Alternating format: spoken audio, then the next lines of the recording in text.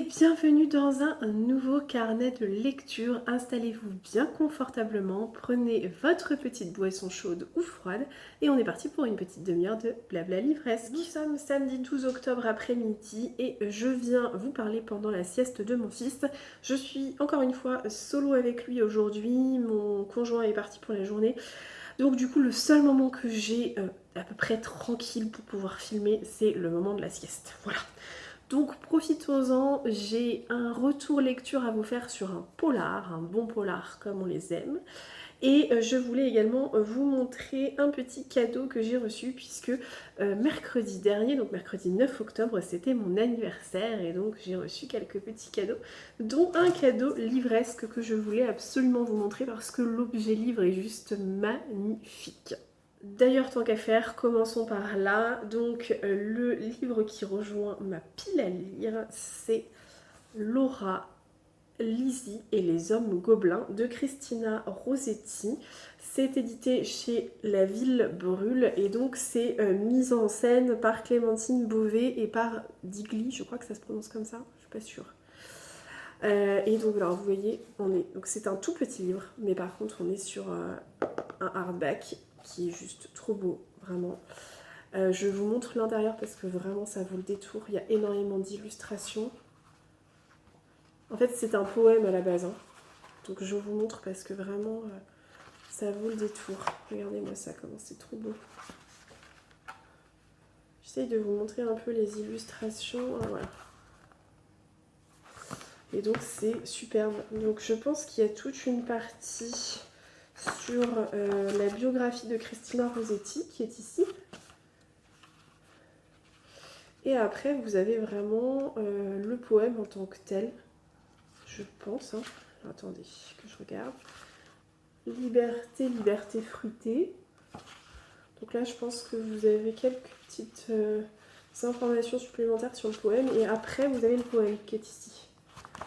Et franchement, c'est trop joli. Et j'avais pas vu, mais ça c'est trop bien. Vous avez la version anglaise, donc la version originale plutôt. Goblin Market. Voilà, donc trop beau franchement. C'est mon beau-père qui me l'a offert, donc je suis très contente.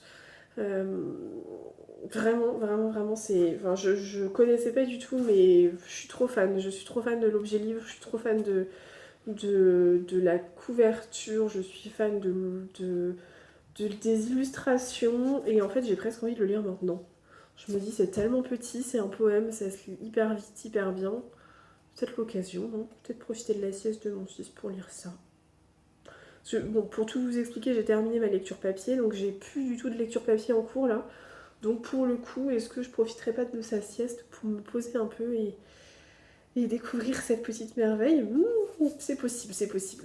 À voir. Donc ensuite, je voulais vous faire un retour sur ma dernière lecture que j'ai terminée hier soir.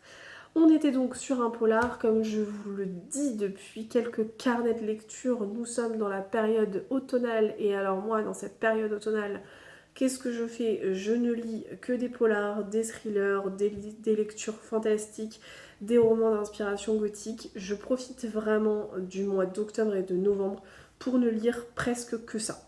Donc si vous n'aimez pas trop ce style, malheureusement il faudra attendre décembre pour voir un petit peu autre chose. Mais là vraiment c'est focus sur cette littérature. Sur ce genre de littérature. Si vous aimez ce genre de littérature, et bien restez par là parce que du coup ça devrait vous plaire. Mais c'est vrai que voilà, moi je fonctionne presque que à la saison et je trouve que c'est la saison mais parfaite pour se plonger dans des bons gros polars noirs glaçants comme on les aime. Et donc c'est pour cette raison que j'ai choisi Et avec votre esprit de Alexis Leibsker que j'ai emprunté à la médiathèque de ma ville. J'ai la version éditée par Michel Lafon, mais depuis il est sorti en poche. Il faut savoir que Et avec votre esprit, c'est un des premiers polars que Alexis Leibsker a publié. C'est peut-être même d'ailleurs le premier. Donc depuis bien sûr il en a publié un certain nombre. Moi je ne les ai pas lus, vraiment c'était mon tout premier de cet auteur. Mais il en a publié un certain nombre, et il a d'ailleurs publié une saga dont le premier tome s'appelle Les Poupées. Et vous avez un one-shot aussi qu'il a publié après celui-ci qui s'appelle Le Mangeur d'âme. Donc vous avez un certain nombre de romans qui ont été édités depuis. Donc c'est pour ça que vous le retrouverez très probablement en version poche. Et avec votre esprit nous entraîne dans deux enquêtes parallèles. Vous avez tout d'abord une enquête qui est menée par le brillant Simon Verne, qui est un agent de la DGSI et qui est également joueur de poker à ses heures perdues. C'est assez drôle d'ailleurs, c'est un petit clin d'œil à l'addiction ou en tout cas à la passion de l'auteur pour ce jeu, puisque Alexis Lapsker est joueur de poker professionnel et il est d'ailleurs connu dans le milieu puisqu'il a animé un certain nombre d'émissions spécialisées sur le sujet. Donc du coup c'est assez drôle de retrouver ce petit clin d'œil dans son personnage principal qui est ici donc Simon Verne. Vous avez donc cette première enquête menée par Simon Verne et Simon Verne va être accompagné par le commissaire.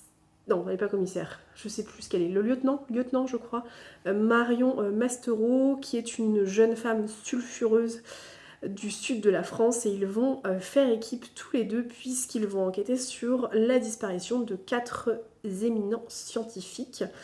Ils ont beaucoup d'interrogations sur la disparition de ces 4 scientifiques et très peu de réponses. Ils pataugent un petit peu dans la semoule tous les deux.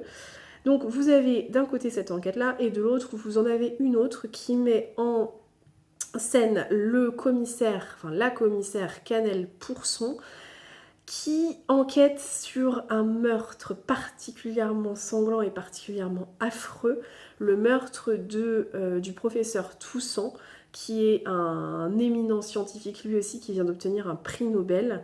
Et donc le professeur Toussaint a été retrouvé sauvagement assassiné et en fait on lui a volé le cerveau. Donc c'est un petit peu particulier, c'est un peu glaçant parce que d'ailleurs c'est la première scène du livre, hein, donc je ne vous spoile pas. Et franchement on a quand même quelques hauts le cœur quoi. Faut être bien accroché parce que c'est rapide comme scène mais c'est marquant. Donc voilà, donc du coup vous avez Cannelle Pourson qui enquête elle de son côté plutôt à Strasbourg sur le meurtre de ce prix Nobel et bon bien évidemment vous l'aurez compris, les deux enquêtes à un moment donné vont se relier et peut-être qu'on aura un petit peu plus, enfin c'est sûr d'ailleurs on aura plus d'informations sur cette histoire. C'est un bon polar, franchement c'est un bon polar que j'ai aimé, c'est un polar avec une intrigue prenante, une intrigue très bien ficelée, avec du rythme parce qu'on s'ennuie pas un seul moment, mais on n'est pas sur un polar qui révolutionne le genre pour autant. On est sur quelque chose qui est très bien pensé, qui est très bien fait, qui est très bien amené, avec des petites particularités, notamment du fait de Simon Verne qui est joueur de poker, donc vous avez pas mal de probabilités qui sont mises en scène. On a une façon de résoudre l'enquête qui est très axée sur des statistiques et sur des probabilités, donc c'est assez original comme façon de faire. C'est très bien, c'est très brillamment amené, je trouve. Et c'est très bien mis en scène. Vous avez beaucoup de rythme parce que les chapitres sont très courts, donc en fait on est vite embarqué dans l'histoire, on est vite pris par la tourmente de la disparition de ces 4 scientifiques, on est pris par cette histoire de scientifiques sauvagement assassinés. Donc en fait on est très vite plongé dans cette ambiance un peu austère, un peu particulière. Il y a beaucoup d'actions, on va un peu à droite à gauche, on traverse la France, on se retrouve à Strasbourg, on va dans le sud de la France, on se retrouve à Paris, enfin voilà, il y a pas mal de choses qui sont assez entraînantes. Mais, parce qu'il y a un mais, moi ce qui m'a un petit peu dérangé dans ce roman, c'est que il y a une des 2 enquêtes, je ne dirai pas laquelle parce que je ne veux pas vous spoiler, qui est un petit peu mise de côté et à laquelle on apporte moins d'importance que l'autre. Et ça crée un déséquilibre. Et ça m'a vraiment dérangée parce que le déséquilibre à un moment il est tellement important que l'autre enquête prend complètement le pas sur le reste et on a l'impression qu'il n'y a plus qu'une seule enquête qui compte et on bâcle un peu la seconde enquête en gros. J'ai même eu le sentiment à un moment donné que l'auteur en avait eu marre d'un de ses personnages et s'était dit bon ok on va bâcler le truc, on va expédier un peu cette enquête parce que c'est bon quoi. Donc je trouve qu'on le ressent un peu trop et je trouve que bah, du coup le déséquilibre est tel que c'est dérangeant. Quand on referme le roman, on a un petit goût d'inachevé à mon sens.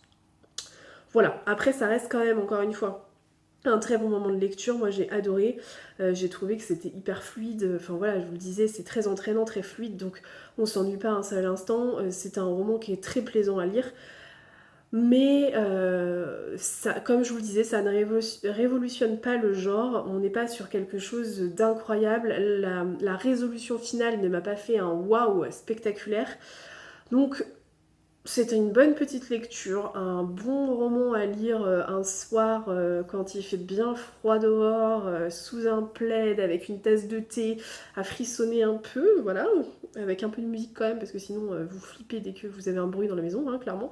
Mais, euh, mais bon voilà, ça ne révolutionnera pas le genre. Ça m'a quand même vraiment donné envie de continuer à découvrir cet auteur parce que je trouve que la façon qu'il a de mener l'enquête et de poser les différents éléments, cette petite patte de statistiques et de probabilité, j'ai trouvé que ça a rajouté un truc en plus en fait dans la résolution de l'enquête et ça vraiment c'était très sympa. Donc ça m'a vraiment donné envie de poursuivre ma découverte de l'auteur. Donc je pense que je continuerai par Le Mangeur d'âme parce que j'ai pas forcément envie de me lancer dans une saga maintenant, mais j'ai bien envie de voir ce que ça donne. Sachez en tout cas que ce sont des romans, enfin les romans d'Alexis Lepsker, ce sont des romans qui sont extrêmement bien notés sur Babelio. Donc je ne sais pas si vous utilisez cette appli ou non pour, pour choisir vos lectures ou pour déterminer un peu vos achats. Moi, je fonctionne presque quasiment qu'avec Babelio et je peux vous assurer qu'il y a des notes excellentes sur tous ces romans sans exception. Même sur celui-ci qui pour le coup, bon il y a un petit déséquilibre certes, mais ça reste très très bien, mais il y a quand même ce déséquilibre, et bien écoutez, il est extrêmement bien noté. Donc tout ça pour vous dire, si vous ne connaissez pas cet auteur, si vous êtes fan des polars, des bons polars bien construits, eh bien lancez-vous avec celui-ci ou avec un autre, mais en tout cas lancez-vous parce que je pense que ça vaut vraiment le détour et je pense que c'est un auteur à suivre dans les prochains mois et les prochaines années. C'est tout ce que j'avais à vous dire pour aujourd'hui. Alors je ne sais pas trop ce que je vais faire. Franchement j'hésite vraiment. Je pense que je vais peut-être me tourner vers celui-ci là comme petite lecture. Comme petite lecture là, ça me tente bien. Je vais voir. Sinon j'ai un roman graphique aussi à lire. Donc je vais peut-être me mettre sur le roman graphique aussi. Je sais pas trop. Je vais aller prendre mon café, m'installer un peu, me poser, me reposer pour ensuite continuer la journée qui va être bien chargée puisque mon fils aura fait une sieste d'1 heure et demie à peu près, 2 heures peut-être même, donc il va être au taquet et moi enfin, il faut que je sois au taquet parce que sinon si je ne suis pas ça va être très compliqué vraiment. Donc voilà, donc je me pose tranquillement et je vous reprends plus tard dans la semaine pour vous parler du reste de mes lectures.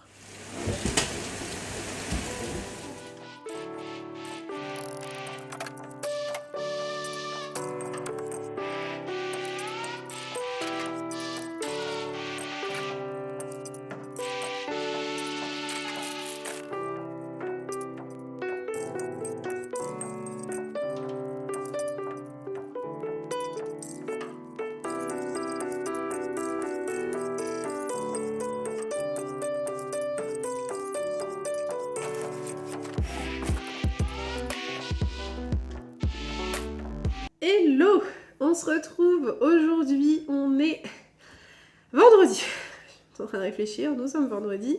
Ça fait un petit temps que je ne suis pas venue vous parler et je m'en excuse. Je crois que la dernière fois c'était ce week-end, enfin le week-end dernier. La raison, elle est assez simple, comme je vous l'ai expliqué lors de mon dernier carnet de lecture.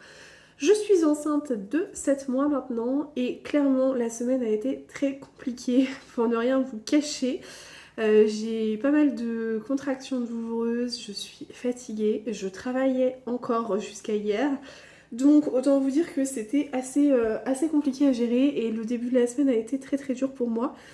Donc le médecin a pris la décision de m'arrêter un petit peu avant mon congé maternité qui est normalement officiellement dans 2 semaines, mais bon, voilà, c'est comme ça et je vous avoue que je ne suis pas mécontente de cette décision parce que clairement hier j'ai passé ma journée à dormir et ça m'a fait un bien fou, je crois que j'avais vraiment besoin de récupérer. Et cette grossesse me fatigue tellement que là vraiment ça fait un bien fou de pouvoir lever un peu le pied et de pouvoir penser un peu à soi et de pouvoir s'asseoir quand on est au bout du bout ou de pouvoir s'allonger quand ça va pas et ça franchement c'est un véritable bonheur. Forcément après autant de temps sans avoir pris la caméra, j'ai plein de choses à vous dire. Je vais donc pouvoir vous parler lecture. Le premier retour que je voulais vous faire, je vous avais laissé lors du précédent rush vidéo avec mon envie de lire ce petit livre qui m'avait été offert par mon beau-père. Et bien écoutez, c'est ce que j'ai fait le week-end dernier. Je n'ai pas pu lire beaucoup le week-end dernier, donc j'ai privilégié des petites lectures. Et donc j'ai lu le fameux poème de Christina Rossetti. Et je suis très contente d'avoir découvert cette autrice et ce poème qui, je pense, mériterait un petit peu plus de publicité à mon sens parce que vraiment c'est quelque chose d'assez avant-gardiste pour l'époque et je trouve que on en entend très peu parler. Donc maintenant que je l'ai lu, je peux vous en dire un petit peu plus. Ce livre donc qui est édité chez La Ville Brûle nous propose une biographie de Christina Rossetti qui est écrite par Digli, je crois que ça se prononce comme ça, mais encore une fois je suis pas sûre, donc qui est illustratrice et donc qui est la personne qui a illustré tout le livre, je vous avais montré dans le précédent rush vidéo. Donc vous avez d'abord cette biographie de l'autrice, donc qui est quand même une poétesse victorienne clairement tombée dans l'oubli, hein, on va pas le dire autrement, et c'est bien dommage, parce qu'elle avait clairement du talent, cette dame. Et vous avez ensuite la préface de Clémentine Beauvais qui est la personne qui nous propose la traduction du poème. Donc on est sur une traduction complètement libre. Et ce qui est vraiment appréciable, c'est que derrière cette préface de Clémentine Beauvais, vous avez la traduction libre qu'elle nous propose et le texte en anglais. Et donc effectivement, j'ai regardé un petit peu, alors pas trop dans le détail parce que je ne suis pas bilingue à ce point-là, faut pas exagérer, mais globalement, c'est vrai qu'on est sur une traduction vraiment libre parce que, notamment les derniers vers, je voulais vraiment voir la différence entre la traduction proposée et le texte original. Et effectivement, ça n'a rien à voir. Enfin, ça n'a rien à voir. Le sens est là, mais la traduction n'est pas faite mot pour mot, on va dire, littéralement. Donc, c'est assez original, je trouve, et c'est très très bien retranscrit. Enfin, en tout cas, la traduction proposée, moi, elle m'a vraiment subjuguée. On est sur un poème, donc c'est très très court, franchement ça fait quelques pages, ça se lit très vite, moi je l'ai lu en 20 minutes je crois, donc ça se lit extrêmement vite. Et on est vraiment sur une histoire très bien recensée, donc je vous lis les quelques lignes de la 4e de couverture pour que vous puissiez vous rendre compte un peu de l'univers qu'on nous propose dans ce poème. Il était une fois 2 sœurs, l'une voulait goûter le fruit défendu, l'autre en avait peur, dans la vallée au loin, les hommes gobelins. Et en fait, on est sur une métaphore qui est à peine voilée, puisque le poème parle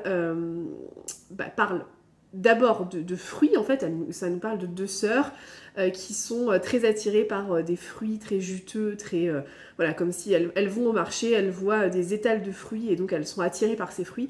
Et donc la métaphore est vraiment très très très facilement saisissable et très compréhensible, puisque en fait on vous parle de désir féminin, on vous parle de sexualité, mais on ne vous parle pas que de ça, puisque derrière, comme vous avez pu le remarquer, on parle également des hommes gobelins, et donc les hommes gobelins, eux, viennent représenter le désir masculin qui va être considéré comme violent, comme conquérant, et on est sur quelque chose d'extrêmement brutal quand même, hein. On est sur un poème qui n'est pas très tendre, loin de là, et ça met vraiment en avant la sororité, la solidarité féminine, et je trouve que pour l'époque victorienne, c'est un poème qui est très avant-gardiste et qui est très bien pensé. Donc, je vais pas polémiquer dessus pendant 3 plombes parce qu'on est sur un texte très très court. Mais si vous avez envie de changer un peu d'univers livresque, que vous voulez faire une pause, lire quelque chose qui se lit facilement, qui se lit très vite, eh bien ce petit poème fera forcément l'affaire. Voilà, moi je suis, encore une fois, je suis vraiment pas une grande fan des poèmes, je lis très peu de poésie, mais bah écoutez, ça vraiment j'ai adoré. Donc un grand merci à mon beau-père qui me l'a offert parce que j'ai vraiment beaucoup aimé cette réédition de Laura Lizzie et les Hommes Gobelins. Ensuite, je voulais vous faire un petit retour rapide sur ma lecture audio qui était Le mystère de la maison aux 3 ormes de Valentin Musso. Donc je l'ai enfin terminé, j'ai mis un peu de temps mais c'est bon. Je vous avais dit que j'avais un peu de difficulté à entrer dans cette lecture audio, donc je vous fais un retour final et définitif sur ce roman. Pour vous faire un rapide rappel de l'histoire, on est donc sur une histoire qui met en scène le commissaire Forestier. Celui-ci est appelé en urgence par Yves de Montalabert, qui est un aristocrate assez connu. Cet aristocrate vit dans une grande demeure, un grand manoir qui s'appelle la Maison aux 3 ormes. Et en fait, il appelle le commissaire Forestier puisqu'il reçoit des lettres de menaces et en fait, il craint pour sa vie, très clairement. Donc, il a besoin d'aide pour résoudre un petit peu cette affaire. Donc, le commissaire Forestier débarque dans la Maison aux 3 ormes et il a la surprise de voir que Yves de Montalabert a invité certains de ses camarades. Donc, il y a 4 personnes qui vont passer la soirée avec eux. Et donc vous avez Adrien Moreau qui est un acteur, vous avez Catherine Lafargue qui est une entrepreneuse, vous avez Paul Granger qui est un général, un ex-général je crois de l'armée, et vous avez un médecin, alors j'ai plus le nom du médecin, je sais plus qui c'est. Donc voilà, donc du coup on se retrouve un peu dans un huis clos, sauf qu'au bout de quelques temps, donc la soirée démarre, tout se passe très bien, et à un moment donné Yves de Montalabert est tué, enfin en tout cas on le retrouve mort, donc on estime qu'il a été assassiné, sauf que ce qui est assez bizarre c'est qu'il est retrouvé mort à l'intérieur de son bureau qui est fermé à clé. Enfin, qui est fermé de l'intérieur, si vous voulez. Voilà. Je ne vous ai pas dit, mais cette histoire se passe juste avant la Deuxième Guerre mondiale. Donc, on est dans les années 30, en gros, 1935, quelque chose comme ça. Et donc, voilà. Donc, on se retrouve un peu là-dedans. Je vous en dis pas plus parce que si je vous en dis plus, je vous spoil tout le livre et ça n'a vraiment aucun intérêt. Donc, je ne vous en dis pas plus. Mais ça, c'est le postulat de départ.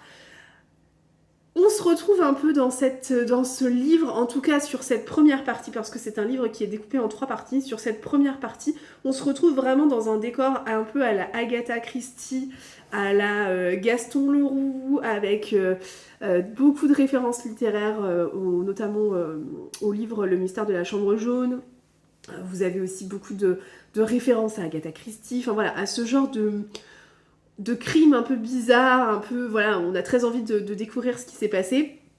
Et là, en l'occurrence, on se demande vraiment comment ça a pu se produire puisque la pièce était fermée de l'intérieur. Donc, bref, voilà, on est vraiment dans cette ambiance-là, dans une ambiance très huis clos, dans une ambiance presque à la Cluedo, j'ai envie de vous dire. Donc, j'ai trouvé ça assez sympathique de retrouver cette ambiance-là, mais cette première partie ne m'a absolument pas subjuguée, loin de là. Je me suis un peu ennuyée, en fait, je voyais pas trop où on voulait aller. C'était un peu lent sur le rythme et du coup je m'ennuyais un petit peu. Surtout à l'audio où je trouvais que, je pense qu'en version papier peut-être que ça se lit un peu plus facilement, mais à l'audio ça pataugeait un peu quoi. Hein. Donc j'étais pas très emballée par cette première partie. À la fin de la première partie vient un twist phénoménal auquel on ne s'attend pas. Et là, j'avoue que j'ai eu un regain d'intérêt pour ce livre audio parce que je m'y attendais pas et parce que ça m'a vraiment surprise du début à la fin. Je me suis dit mais c'est pas possible, j'ai pas vu venir ce tournant-là vraiment. Et donc ça m'a donné envie de continuer. Donc j'ai continué. La deuxième partie est intéressante, la troisième partie l'est aussi, mais on n'est pas sur une histoire qui me laissera un souvenir impérissable. On voit vite qui est le coupable, on comprend vite les ficelles, on comprend vite le pourquoi du comment, et j'ai pas trouvé que c'était très surprenant en fait. Il n'y a rien de très surprenant, très envoûtant dans ce roman. J'ai quand même passé un bon moment d'écoute audio, hein, on va pas se le cacher, j'ai terminé le livre, j'ai trouvé que c'était très sympa à écouter. on est sur un livre où la littérature prend beaucoup de place, on est sur un livre où, bah, comme je vous disais, vous avez une ambiance un peu particulière, donc on s'y retrouve pas mal en fait, hein. On s'y retrouve bien, c'est plutôt agréable, mais bon, ça ne me laissera encore une fois pas un souvenir impérissable. Je pense que je lirai d'autres Valentin Musso parce que pour le coup ça m'a vraiment donné envie de découvrir un peu plus cet auteur et j'ai bien accroché avec sa plume, donc je me dis que c'est un peu l'occasion de découvrir bah, ce qu'il peut proposer d'autre, mais bon, je pense pas que le mystère de la maison aux trois ormes soit le roman par lequel il faille commencer sa découverte de l'auteur, donc bon, je vous laisse juge par rapport à ça. Si vous avez d'autres romans de l'auteur à me conseiller, je suis toute oui. N'hésitez pas à me proposer des recommandations en commentaire parce que, bah, encore une fois, je suis pas sûre que ce soit le meilleur livre pour commencer.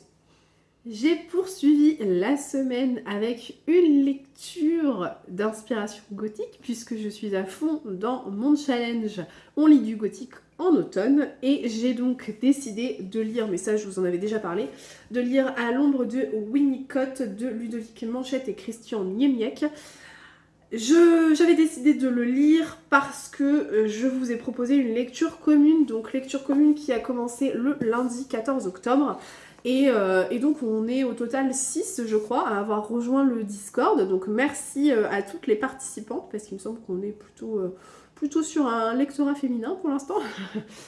Donc merci beaucoup pour votre participation parce que c'est vraiment sympa de le lire tout ensemble et bah écoutez, ma foi, c'est plutôt une chouette découverte pour l'instant. Donc j'ai pas encore terminé, j'en suis page 307, donc il me semble que je dois être dans la 5e ou 6e partie parce que du coup on a fait un découpage sur le Discord que j'ai créé. Donc j'avais fait un petit découpage, les parties font à peu près 50-60 pages. Et donc c'est assez sympa et assez fluide de le lire de cette façon.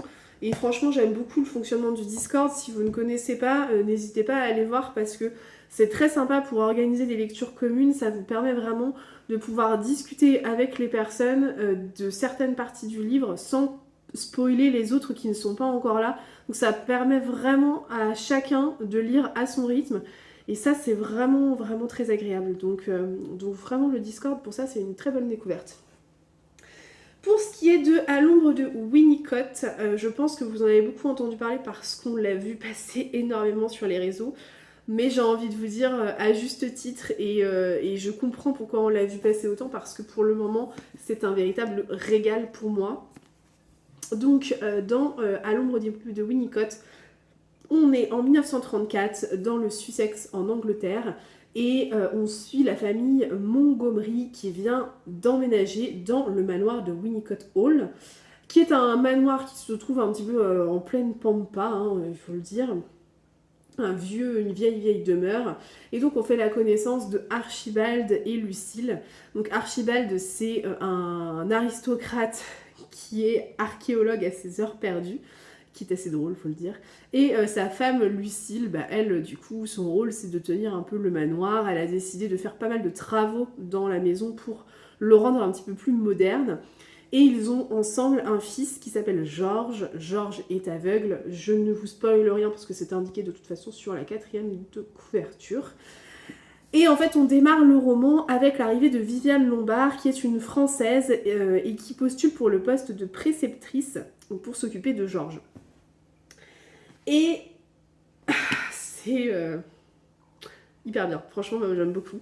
J'aime beaucoup parce que du coup, bah, on est un peu, encore une fois, dans un huis clos, un petit peu, hein, donc dans le manoir de Winnicott Hall. On se retrouve avec une construction narrative un peu spéciale, un peu à la Downton Abbey, j'ai envie de vous dire, où vous avez ce qui se passe plutôt dans le sous-sol, c'est-à-dire l'antre des domestiques, où là on va vous expliquer un petit peu ce qui se passe dans les cuisines, on vous parle des domestiques, donc vous avez Monsieur Talbot qui est le majordome, vous avez 2 femmes de chambre, vous avez une cuisinière, et donc voilà, vous avez ces domestiques-là qui sont d'ailleurs très très drôles ensemble, hein, franchement, faut le dire. Vous avez la fameuse Viviane Lombard avec Georges, donc du coup, il y a toute une relation assez particulière qui se développe entre eux.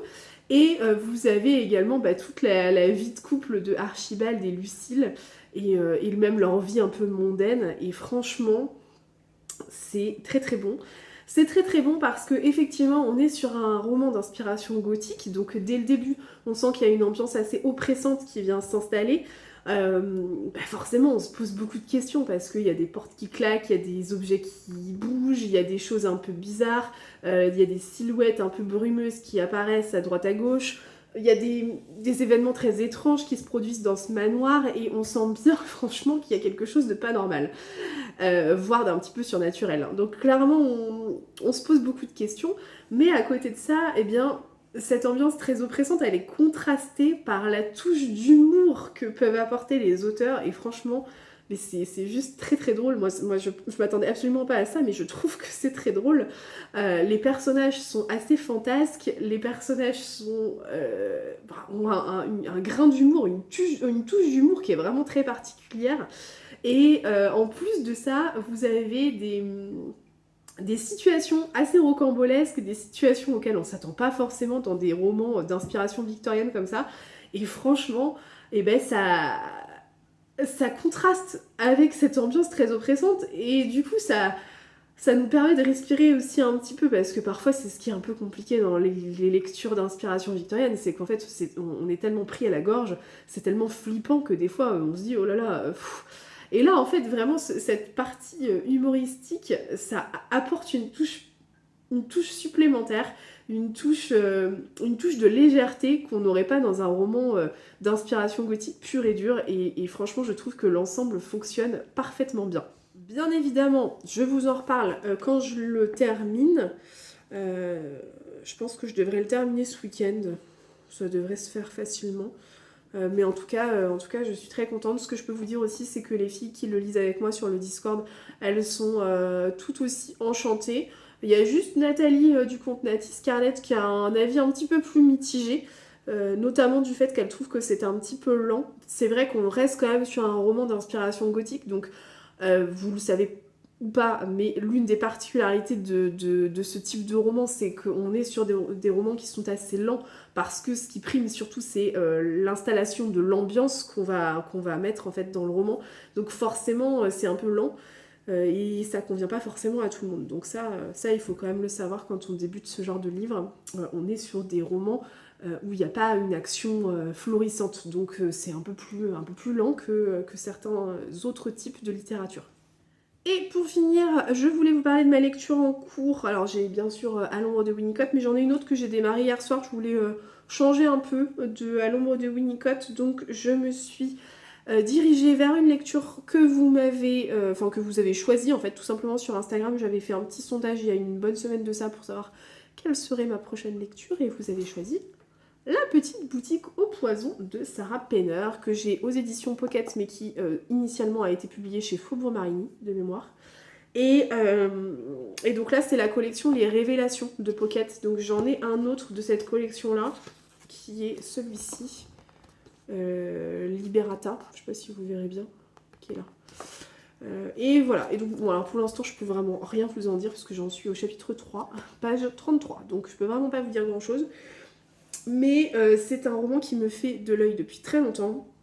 Je l'avais vraiment... je l'avais direct vu quand il est sorti chez Faubourg Marigny. Donc ça fait longtemps qu'il est dans ma ligne de mire, on va dire. Et j'ai vraiment hâte d'en savoir un petit peu plus. Donc dans ce roman, on a une double temporalité qu'on voit dès le début de toute façon. Et on est à la fois en 1791 à Londres et à la fois de nos jours à Londres toujours.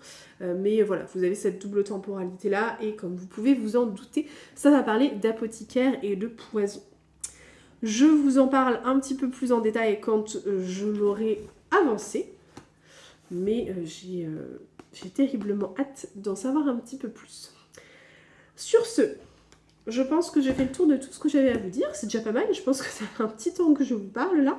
Donc on va en rester là. Je vous reprends plus tard. Alors ce week-end c'est pas sûr, mais je vous reprendrai probablement en début de semaine prochaine. Et je viendrai publier ce carnet de lecture jeudi. Normalement j'aurais dû le publier jeudi dernier, enfin initialement c'était ce qui était prévu, enfin en tout cas hier, donc voilà.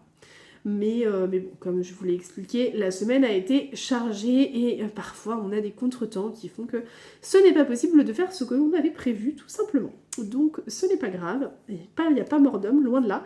Donc je vous publierai ce carnet de lecture une semaine après. Il sera un peu plus long du coup. Voilà.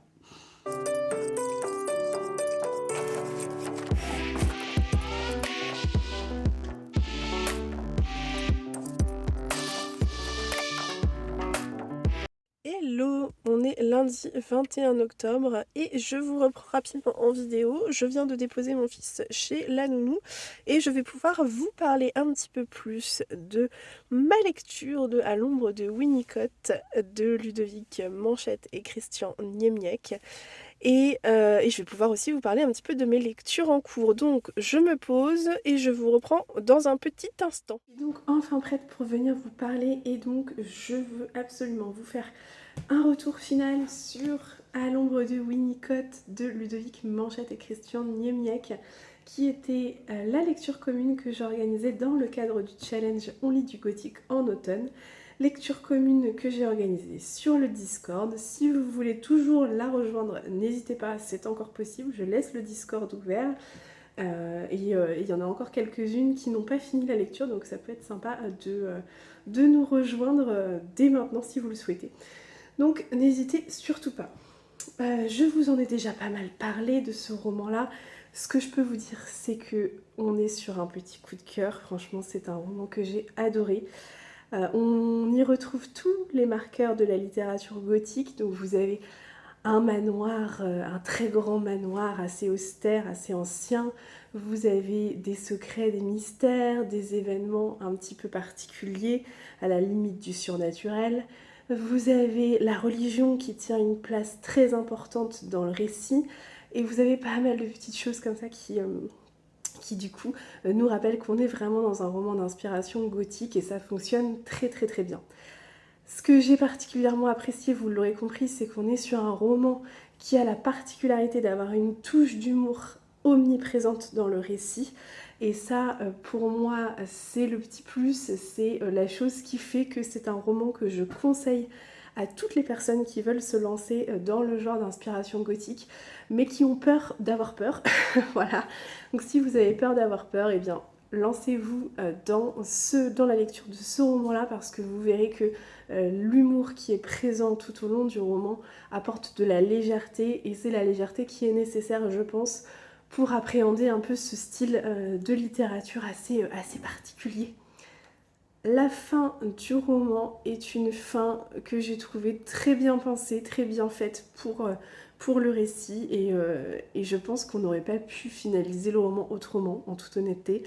On est sur une fin qui a un petit peu moins d'humour, donc la touche d'humour s'efface un petit peu sur la fin du roman, sur la dernière partie, pour laisser un petit peu plus de place au style gothique, pour le coup, parce qu'on y revient vraiment, on revient aux fondamentaux du genre, et on revient plus sur un style plus dramatique, à mon sens, sur la fin, mais vraiment, encore une fois, je pense qu'on n'aurait pas pu mettre un terme à ce roman d'une autre façon. Donc je trouve que la fin est parfaite, très justement dosée, très bien trouvée, et ça vient clore cette lecture de façon magistrale. Donc vraiment un beau coup de cœur pour ce roman. Ludovic Manchette et Christian Niemiec, ça va devenir, je pense, dans les prochaines années, mes auteurs incontournables à ne pas manquer et pour lesquels les sorties sont absolument à découvrir de toute urgence. J'avais beaucoup aimé Alabama 1963, ça n'avait pas été un coup de cœur mais franchement j'avais beaucoup aimé. Là on est sur un coup de cœur sur celui-ci. Je n'ai pas lu Americas mais je pense que ce sera une de mes prochaines lectures. Ce qui est toujours aussi appréciable avec ces auteurs, c'est que même s'ils écrivent à quatre mains, on ne s'en rend absolument pas compte à la lecture du roman. Pour nous, c'est complètement transparent. Et ça, c'est vraiment appréciable. Et ce qui est vraiment génial aussi, c'est qu'ils sont en capacité, enfin en tout cas j'ai l'impression, qu'ils sont en capacité de nous proposer tous les styles de littérature possibles et imaginables. Dans Alabama 1963, on était plutôt sur un style policier historique, puisqu'on était sur une enquête suite à la mort et à la disparition d'enfants. On était donc sur une enquête qui se passait sur fond de ségrégation raciale dans les années 1960, en 1963, hein, comme son nom l'indique, en Alabama. Voilà. Sur Americas, on est plutôt sur un roman destin de vie où on va suivre l'épopée d'une jeune fille dans tous les États-Unis. Et là, on est plutôt sur un style d'inspiration gothique, donc rien à voir franchement, et pour autant, eh bien, c'est toujours aussi bien écrit, toujours aussi fluide, toujours aussi addictif, et on a toujours envie d'y revenir, donc franchement, bravo à eux, parce que c'est super, super, super, et celui-ci, je ne peux que vous conseiller de foncer en librairie et de le découvrir le plus rapidement possible, parce que vous allez voir, c'est une petite pépite. Côté lecture en cours, je n'ai pas du tout lu ce week-end, ou très peu. Du coup, je n'ai pas trop avancé. Je suis toujours là-dedans. Et je suis toujours dans le chapitre 3. Voilà. Donc, je ne suis vraiment pas loin. Je vais le poursuivre cette semaine. Mais c'est vrai que ce week-end, on a été un peu débordés. Et j'ai absolument pas eu le temps de lire. Donc il est resté sur ma table de chevet, tout simplement. J'ai commencé une nouvelle lecture audio. Mais j'ai écouté 3%, donc je ne vais pas non plus vous en parler tout de suite. Je vous parle de toutes ces lectures dans un prochain carnet de lecture que je vais m'empresser d'ouvrir, comme ça, ce sera fait. Et moi, je vous dis à la semaine prochaine pour de nouvelles vidéos. J'espère que vous aurez passé un très bon moment en ma compagnie. J'espère que vous aurez fait quelques découvertes livresques. Et on se retrouve très très bientôt. Allez, ciao!